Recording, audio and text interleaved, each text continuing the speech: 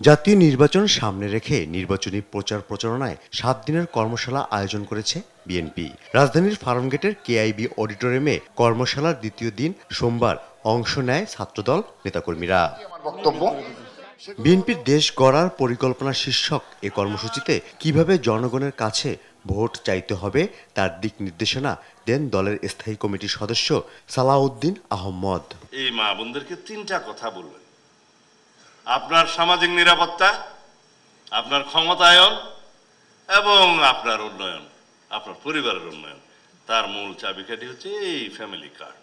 এ সময় জামায়াতে ইসলামীর সমালোচনা করেন সালাউদ্দিন আহমদ। বলেন, দলটি জান্নাতের টিকিটের নামে ধর্মের ট্যাবলেট বিক্রি করে মানুষের সঙ্গে প্রতারণা করছে। আমরা তো কেবল ধর্মের একটা ট্যাবলেট বিক্রি করতে চাই না, আমরা চাই জনগণের কল্যাণের জন্য, অর্থনৈতিক মুক্তির জন্য আমাদের সুষ্ঠু পরিকল্পনা কি আছে সেটা জনগণের সামনে রাখা।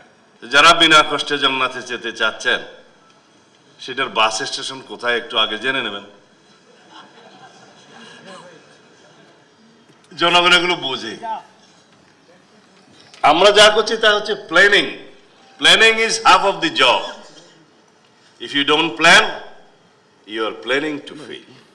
আর বিএনপির সিনিয়র যুগ্ম মহাসচিব রুহুল কবির রিজভী বলেন, ইসলামের কথা বলে মানুষকে ধোঁকা দিচ্ছে জামায়াত। কেউ বলতে পারে না কে বেহেশতে যাবে কে দুজকে যাবে। এটা according to religion, according to ইসলাম কেউ বলতে পারে না। কিন্তু ধর্মে ভোটের জন্য, রাজনীতির জন্য কোন রাজনৈতিক দল এগুলো ব্যবহার করছে। এদিকে রমনা থানা বিএনপি আয়োজিত ফ্রি ভেটেরিনারি মেডিকেল ক্যাম্প উদ্বোধন করেন দলের স্থায়ী কমিটির সদস্য মির্জা আব্বাস। এ সময় চেয়ারপারসনের অসুস্থতার কারণে বিএনপি নির্বাচনী প্রচারণায় প্রশান্তি নেই বলেও জানান তিনি। আজকে ওনার অবস্থান উচ্চতা এমন জায়গায় পৌঁছেছে, উনি আর ওই সমস্ত অবস্থানে নাই। উনি এখন বাংলাদেশের অভিভাবক হিসেবে আবির্ভূত হয়েছেন। নতুন প্রজন্মকে নিয়ে আরো বড় পরিসরে দেশের উন্নয়নে কাজ করার কথাও জানান মির্জা আব্বাস। নতুন জেনারেশন সম্বন্ধে একটা ধারণা আমার। ফররুখ বাবু, দেশ টিভি, ঢাকা।